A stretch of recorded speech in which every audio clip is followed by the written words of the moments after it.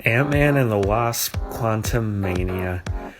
Yeah, I went and seen this one. I've been a little, let's say mixed on some of the past few MCU entries. A couple of them I haven't even seen yet, but that's a discussion for another time. I'm inherently, though, always going to be interested in movies like this to some extent.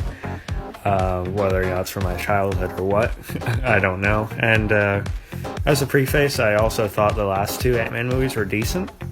I had to see what this Jonathan Majors as Kang was all about, if I ever want to see, the Avengers movies coming up.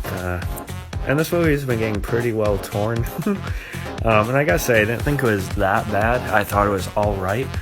I don't think it was, overwhelmingly amazing, and I don't think it was, trash or, down in the ground negative either.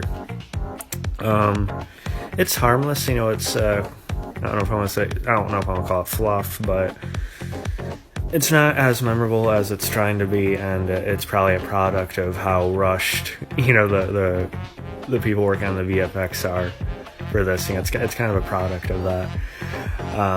And I like Paul Rudd, from some of his other movies and such. Catherine Newton from Supernatural and everything. And, I gotta say that, Jonathan Majors seems to be a good actor. I can't say I'm interested in Kang himself, I am, though.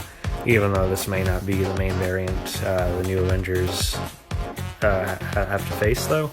I do think he's a good actor. I just don't think I'm that into the character, necessarily.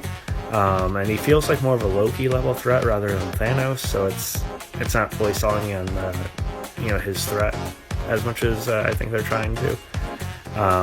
You also have MODOK in this, who a lot of people have been complaining about. I think the characterization is fine, tying back to Corey Stoll from the first Ant-Man movie, who I love because of the strain. So I'm just glad he got another big bag of money, if anything. I think the design choice of having his face is stretched under that mask is the wrong one. If they had made his face more grotesque, more, demonic looking, like in other things, I think that with the same CG applied would have looked a little bit better, just design-wise, but I didn't mind him in the movie. I thought he was fine. And again, there's some silly stuff in this movie. That just doesn't hit.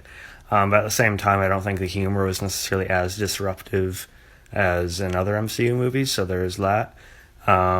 But yeah, overall, I think Ant-Man and the Wasp: Quantumania is, harmless. It's fine, kind of middle of the road for me. It's not the most entertaining thing, but it's not completely boring. It's definitely not horrible either. So it's here.